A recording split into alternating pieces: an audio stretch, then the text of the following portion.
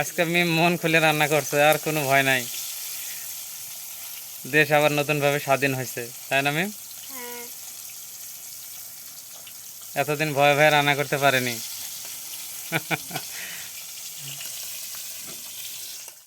সুপ্রভাত বন্ধুরা, কেমন আছেন সবাই? আশা করি ভালো আছেন। আপনাদের দোয়া ভালোবাসা আমরাও ভালো আছি। তো village vlog with Mim YouTube চ্যানেলে আপনাদের সবাইকে স্বাগতম। তো আজকে সকাল থেকেই রৌদ্রোজ্জ্বল একটি দিন, আর চারদিকে সবুজ ঘেরা মাঠ।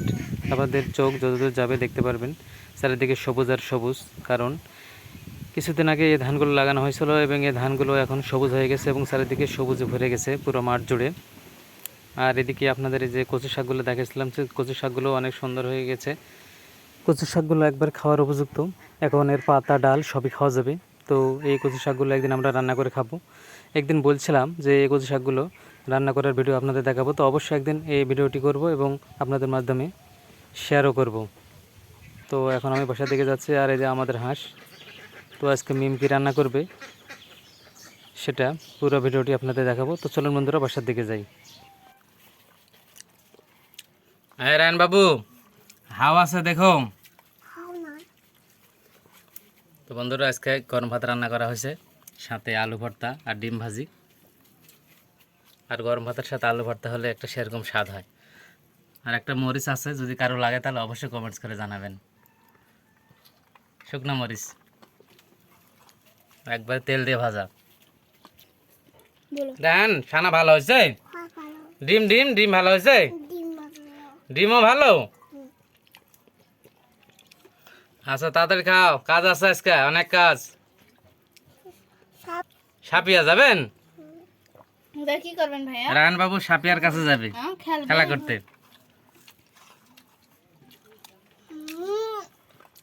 খেপে যাবো কিন্তু, খেপে। এখন খাওয়া দাওয়া করে তরকারি কেটে নিয়ে রান্না করব।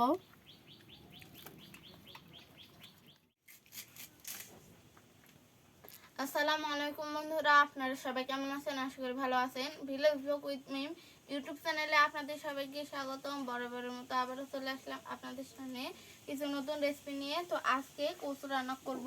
কচু দিয়ে এই বেগুনগুলো দিয়ে রান্না করব, মাছ দিয়ে, আর তার সাথে কলমি শাকের ভাজি করব। তাই কলমি শাকগুলো আগে কেটে নিচ্ছি।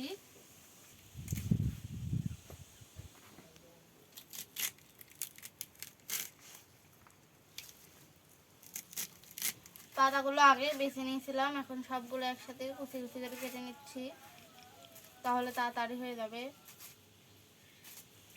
এই শাকগুলো কাটা হয়ে গেলে কচু কাটবো। আর আজকে কচু দিয়ে পাঙ্গাস মাছ দিয়ে বেগুন দিয়ে রান্না করব। তো কালকে আবার একটা বড় পাঙ্গাস মাছ নিয়ে আনছিল, কিন্তু কালকে বিকালে অনেক বৃষ্টি হচ্ছিল, এই কারণে মাছটা আপনাদেরকে দেখাতে পারিনি। আর আজকে হয়তো বা বৃষ্টি হবে না, কারণ আকাশে এখন অনেক তাপমাত্রা অনেক এখন সূর্যের। তো বন্ধুরা বেশ কিছুদিন ধরে নিয়মিত ভিডিও আপলোড করতে পারিনি, তো এখন চেষ্টা করব যাতে নিয়মিত ভিডিও আপনাদের সঙ্গে শেয়ার করতে পারি। আর এখন তো স্কুল মাদ্রাসায় সব খুলে গিয়েছে, তো রবিবার থেকে মাদ্রাসায় যাব। বন্ধুরা দূরের কাছে যেখান থেকে আজকের এই ভিডিওটি দেখছেন, ভিডিওটি দেখার শুরুতেই একটি লাইক দিবেন। আর এরকম সুন্দর সুন্দর ভিডিও পেতে আমার চ্যানেলটি সাবস্ক্রাইব করে আমার পাশেই থাকবেন। অনেক সুন্দর করে কুচি কুচি করে আমি এগুলো কেটে নিয়েছি। আর আজকের বেগুনটা কিন্তু বেগুনি বেগুনগুলো কিন্তু অনেক সুন্দর। আশা করি আজকের তরকারিটা খেতে কিন্তু অনেক ভালো লাগবে। তো এখন বেগুন কেটে নেব। আর মাছগুলো কিন্তু লাল হয়ে আছে একেবারে। আর এগুলো হলো কচুর ছাড়া, এগুলো ছিলে নেবো। এগুলো ছিলতে কিন্তু অনেক ভালো লাগে, এরকম করলে কিন্তু ছিলা হয়ে যায়। তো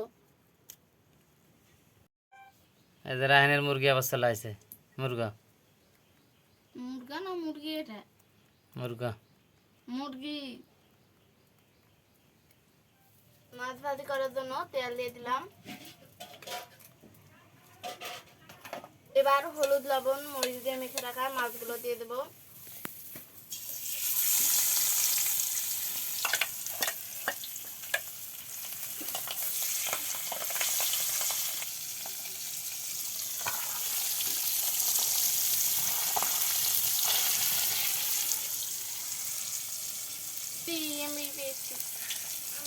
আজকে মিম মন খুলে রান্না করছে, আর কোনো ভয় নাই। দেশ আবার নতুন ভাবে স্বাধীন হয়েছে, তাই না মিম? হ্যাঁ। এতদিন ভয়ে ভয়ে রান্না করতে পারেনি।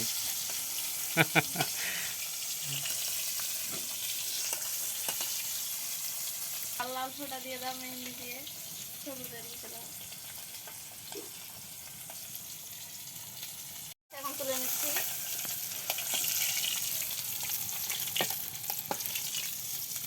এটা দিয়ে তো আলুগুলো ভেজে নিতে পারবো আমি। হ্যাঁ,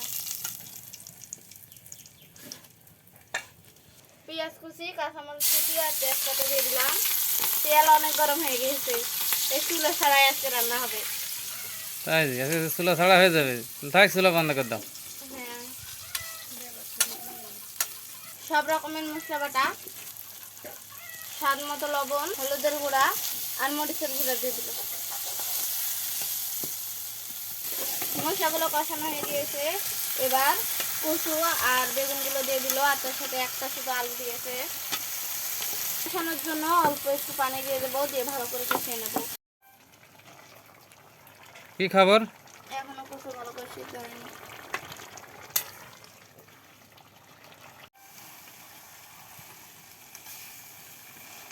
কচু আর বেগুনগুলোকে সুন্দর করে কষিয়ে নিচ্ছি, সিদ্ধ হয়ে গিয়েছে একবারে। এত সুন্দর কালার আসছে মিম। হ্যাঁ,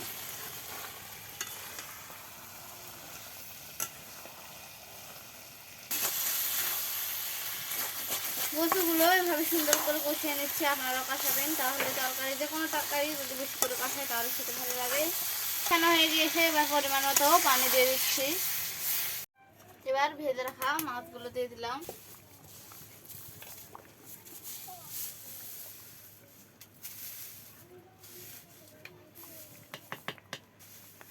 লবণ চাকা লাগবে না মিম? আর একটু পর, আর একটু বড় একটু দেখি দেন, ইয়াটা দেন, জাল দেওয়া হবে। লবণ চাকা দেখো মিম। দেখছি, মাছগুলো আগে উল্টে দিই।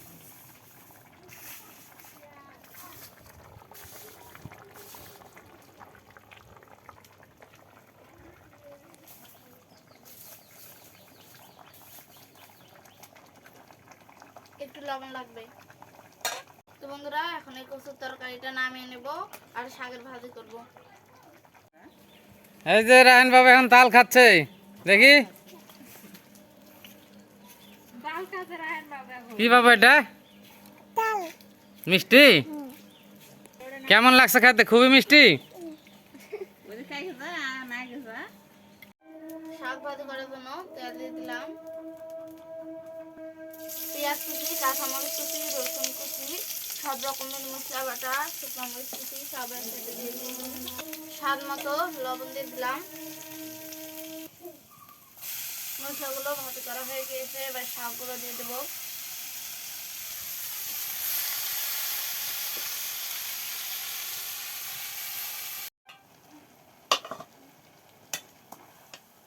শাকের ভাজিটা ভালো করে নেড়ে ভাজি ভাজি করে নেবো। তো আর একটু জাল দেওয়া লাগবে।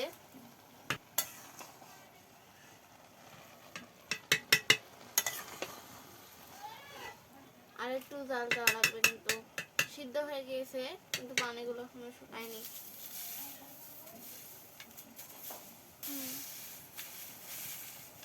তো বন্ধুরা, আজকের এই শাকের ভাজি আর কচু দিয়ে বেগুনের তরকারি, এই দুটো আপনাদের কেমন লাগলো সেটা অবশ্যই কমেন্ট করে জানাবেন। আর এরকম সুন্দর সুন্দর ভিডিও পেতে আমার চ্যানেলটি সাবস্ক্রাইব করে আমার পাশেই থাকবেন। তো পরবর্তীতে দেখা হবে নতুন কোনো ভিডিও নিয়ে। সে পর্যন্ত সবাই ভালো থাকবেন, সুস্থ থাকবেন আর আমাদের জন্য দোয়া করবেন। আল্লাহ হাফেজ।